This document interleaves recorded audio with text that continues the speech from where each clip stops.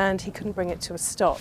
Many speculated that cosmic ray-induced bit flips in the electronic control system were the cause. So much so that NASA was called in to help with the investigation. But it turns out cosmic rays were probably not the culprit. NASA identified as the main causes sticky accelerator pedals, poorly fitted floor mats, and most commonly, drivers pushing on the accelerator thinking it was the brake. But cosmic rays have caused crashes of supercomputers, especially at higher elevations. Los Alamos National Labs, located 2,200 meters above sea level, is constantly dealing with neutron-induced supercomputer crashes.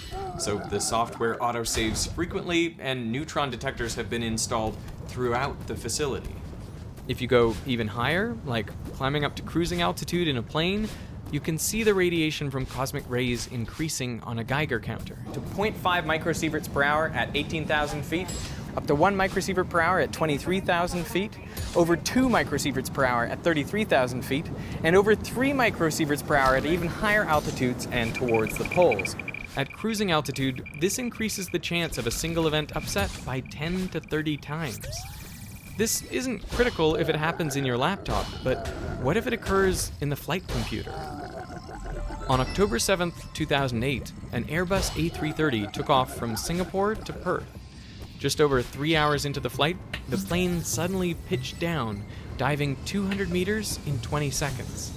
Inside the plane, everyone experienced negative 0.8 Gs of acceleration. It would have felt like the plane had flipped over.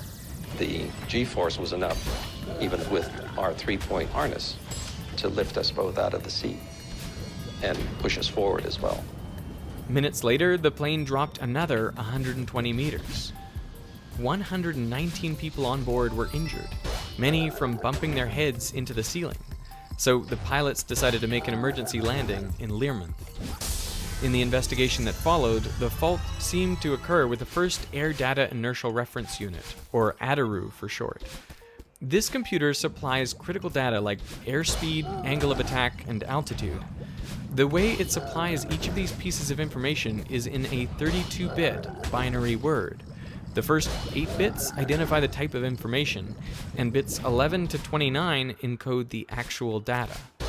What seems to have happened is that a bit flip in the first 8 bits meant altitude information was mislabeled as angle of attack information. Inside the cockpit, alarms went on for overspeed and stall simultaneously, something that should be impossible. But the plane nosed down sharply to correct what it thought was a stall, throwing passengers and crew into the ceiling. Investigators looked into software bugs, software corruption, a hardware fail, physical environment factors, and electromagnetic interference. But each of these possibilities was found to be unlikely based on multiple sources of evidence. The other potential triggering event was a single event effect resulting from a high-energy atmospheric particle striking one of the integrated circuits within the CPU module. One of the challenges with single event upsets is that they are soft errors. They don't leave a trace. But interestingly, the Airbus A330 was built in 1992, when there were no specific regulatory or aircraft manufacturer requirements for airborne systems to be resilient to single event effects. With the space shuttle, redundancy was built in from the start. For navigation and control, there were 4 computers simultaneously running identical software. If one computer had a soft error, the other 3 would overrule it. And using this setup, they could also track the frequency of bit flips. On one 5-day mission, STS-48, there were 161 separate bit flips. Above the atmosphere, cosmic rays are so energetic, sometimes you can even see them. Once in a while, you have your eyes closed and you're not asleep yet. And if you wait a little while, you occasionally will see a flash of light. And we think it is heavy particles or individual bursts of energy coming from radiation that are either going through the eyeball itself or going through the optic nerve. And the way that your body registers radiation going through it is amazingly enough by showing you a little flash in one of your eyes, just to remind you that you are subject to the radiation of not only our sun, but every star of the universe that is radiating at you. I picture back to the first astronauts who must have closed their eyes and seen that radiation and going, I'm not going to tell anybody about this because no one's told me about it. I'm not talking. And I can just imagine the first two guys that said, hey, sometimes I see flashes of light. Do you see flashes of light? And then it's, oh, we all see flashes of light. Oh, okay. Well, that's all right then.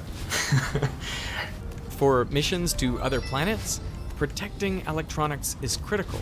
If a single bit of information controls a critical function on your spacecraft, let's say your thrusters, and that goes from a 1 to a 0, from a on to off, or vice versa, you could lose the mission. That's why the computer on the Perseverance rover that just landed on Mars is 20 years old. It's a PowerPC launched in 2001 with only 256 megabytes of RAM and 2 gigabytes of flash storage. But it is radiation hardened, meaning the design, materials, circuits, and software are built to withstand 40 times